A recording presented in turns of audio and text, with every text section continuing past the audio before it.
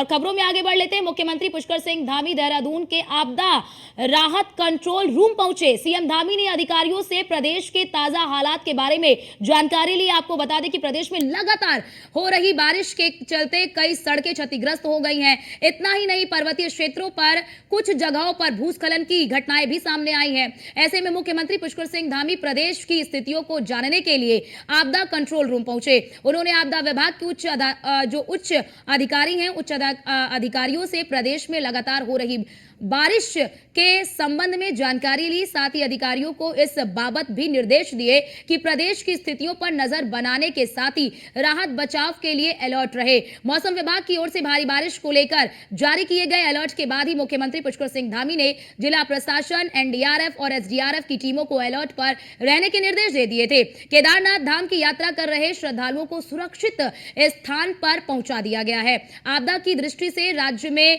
जो संवेदनशील क्षेत्र हैं उनकी मॉनिटरिंग खुद सीएम पुष्कर सिंह धामी कर रहे हैं और अधिकारियों के साथ लगातार संपर्क में हैं। सीएम धामी ने कहा कि मौसम विभाग कई जगह पर पुल भी जो है बह गए हैं, उन सब की कार्रवाई चल रही है और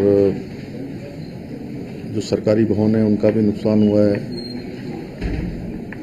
उन सभी को रिस्टोर करने के लिए। और चूँकि चारधाम यात्रा भी इस समय चल रही है, चारधाम यात्री भी हमारे सभी सुरक्षित रहें, उसके लिए भी लगातार सभी अधिकारी हमारे अलर्ट मोड में हैं। मौसम विभाग की जिस प्रकार की सूचना आ रही है उसके अनुरूप आगे भी उसको प्रसारित किया जा रहा है, लोगों तक पहुंचाया जा रहा है, क्योंकि उनकी सुरक्षा भी हमारे लिए बहुत ज़रूरी है। और साथ साथ जो प्रदेश के अंदर ये आपदा और भारी मानसून की वृष्टि के कारण से जो नुकसान हो रहा है, या जहाँ पर भी ऐसे स्थान है, सुरक्षित स्थान है, उन सभी स्थानों पर कहा गया है कि सभी को सुरक्षित जगहों पर पहुँचाया जाए।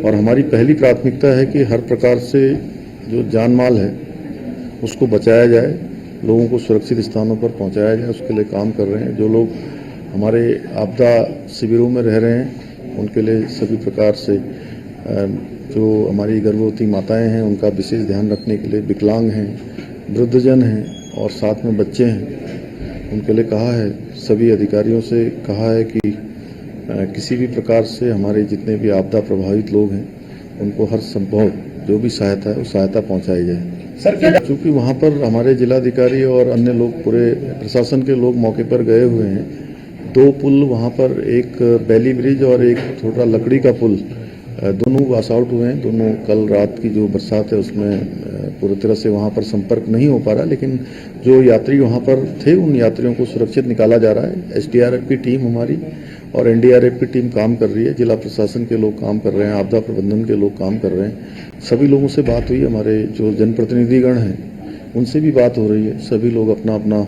योगदान कर रहे हैं। वहाँ पर सभी लोगों को अलर्ट मोड में रहना है। जहाँ जहाँ भी जल भराव हो सकता है, या जो हमारे नदी के किनारे है, बरसाती नाले जहाँ उफान पर होते हैं, या जहाँ भूस्खलन ज़्यादा होता है, उन सभी स्थानों पर जहाँ खतरा हो सकता है वहाँ से लोगों को सुरक्षित स्थानों पर ले जाने के लिए कहा है। और सब अलर्ट मोड में रहकर एक दूसरे के साथ समन्वय करते हुए, मौसम विभाग की जो जानकारी आ रही है उसको साझा करते हुए उसी के अनुरूप जो है आगे का काम करेंगे। मैंने जिलाधिकारी को कहा है कि उसका तत्काल सारी जो है उसकी गणना करके, उसका जो भी डीपीआर इत्यादि बना के, और वो जानकारी हमारे पास पहले से है, क्योंकि मंदिर को सुरक्षित रखना हमारी प्राथमिकता है, हम लोग काम कर रहे हैं। अभी चूँकि जो पुल और जो रास्ते अभी डिस्कनेक्ट हो गए हैं, हम सबसे पहले कोशिश कर रहे हैं कि उन रास्तों को बनाया जाए और जो श्रद्धालु हैं, भक्तगण हैं, उनको परेशानी न हो, उसी पर काम। तो आप सुन रहे थे मुख्यमंत्री पुष्कर सिंह धामी को, जो ये जानकारी दे रहे थे कि किस प्रकार से कई सड़कें जो हैं, कई पुल जो हैं वो क्षतिग्रस्त हो गए, लेकिन सरकार की पहली प्राथमिकता ये है कि जो श्रद्धालु उन्हें सुरक्षित स्थानों पर पहुंचाया जाए।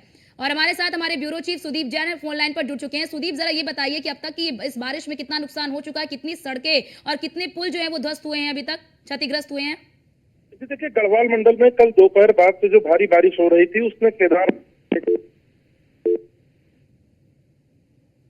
है कि अभी तक केदारनाथ में 2 स्थानों पर बादल फटने की सूचना है। टिहरी में एक स्थान पर बादल फटा है, जबकि रुड़की में मकान की छत गिरने से 2 की मौत हुई है।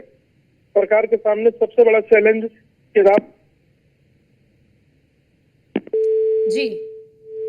जी सुदीप। तो हमारे संवाददाता सुदीप देखिए वहां से तमाम जानकारी फिलहाल दे रहे हैं, बीच में संपर्क इनसे कट गया, लेकिन वो जिस प्रकार से जानकारी दे रहे हैं कि सरकार की प्राथमिकताओं में क्या शुमार है और सरकार के सामने इस वक्त चुनौती क्या है, क्योंकि चारधाम यात्रा भी चल रही है और बड़ी चीज यहाँ पर देखिए कि कांवड़िए भी वहां पर पहुंच रहे हैं। तो ऐसे में सरकार के सामने चुनौती ये है कि सभी जो भक्तगण इस वक्त उत्तराखंड आ रहे हैं उन्हें वो सुरक्षित रहे।